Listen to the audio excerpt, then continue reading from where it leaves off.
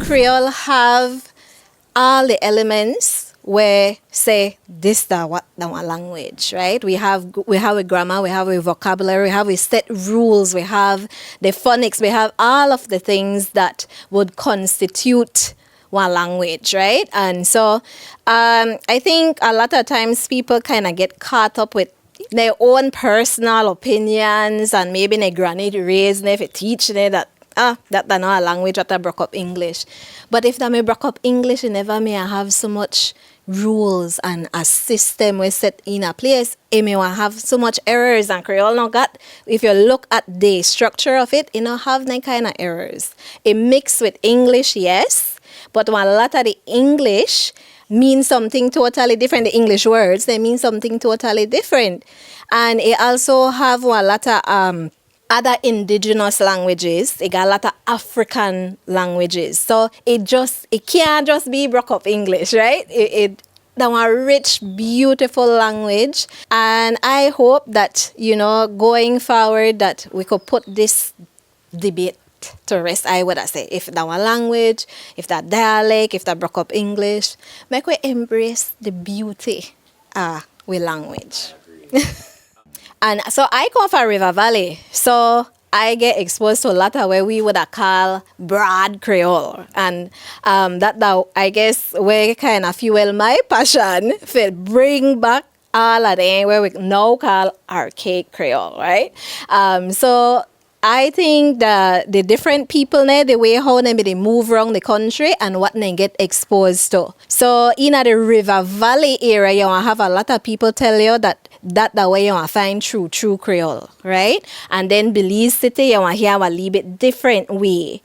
Go down south, you hear a different type of Creole. So up north, so I think that one of the beauties of Creole. So going back to the first question, I may see somebody write on Facebook, and they say, who really they pay attention to the dialects of the Creole language? Because we got so much different varieties of Creole where everybody kind of have a different way of say things or use the language different, but you know what I mean, right? What your favorite Creole word as a gal for River Valley? Oh my.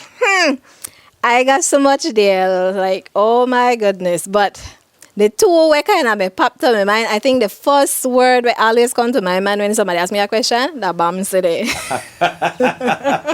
I think I say that all the time too, right? Well, bomb city. And then the next one would be Popalik. I'm always curious about where we get Popalik from. I don't know, that was a good question, because to me, it almost sound like, how we have Bam Brigade in both, right? Yeah. It's the song. Right, onomatopoeia. Yes. And you say, I make you say that because that twist up my tongue. but yeah, I think that again, one of the reasons why I love Creole words, because Popalik. I teach about the same thing, and that the first time I never think about why we use it, but I think that that's such a good way to describe, that something is heavy, because you got to repeat that, you got to make it sink in then that this heavy, and like I think you say only, and it only hot today. I don't know why we used it and how people start to put their thing together, but I couldn't imagine any other way I say it, And then if I say heavy that only for things, not people. You can't say the baby heavy, you have to say the baby weighty, because only dead people heavy. So I remember all those things, like when you bring that up, I like, okay, I right away stories come, and that one of the things to, like, one Creole word could sparks one whole story, one whole memory. Like I could remember clear my mother explain why say one baby heavy, so think about the meaning where you want share, not think of a literal translation. Like, it says she was ill. she never made it feel good at all, and then we go right into symptoms, right? Right. It make her headache or her belly made it hurt her. English and just say, oh, she's not feeling well or something like that, right? So I think I try encourage people to think about meaning behind words, and because that the whole we do Creole stuff, we not translate literally, cause that and get you in trouble. So, I get the same essence then than where you would get when you use your meaning base. So that the first way how I try bring that across. And even for something like keep heart, the other day I had my students that they translated for Creole to English to make this the whole different, right? And so that poem with Silvana me write during COVID, keep heart. And so when they translate it to English, they struggle with it because keep heart, don't give up hope. And then I said, think deeply, though. Think about where you think Silvana mean when he said keep heart. I say it 2 times. So that keep on, go there, like not give up, not care where they happen, stay strong. I said, you could talk about keep heart for a whole half hour. My favorite one have to be dress up, no post back foot. And I don't know how we associate dress up with one post back foot. Right.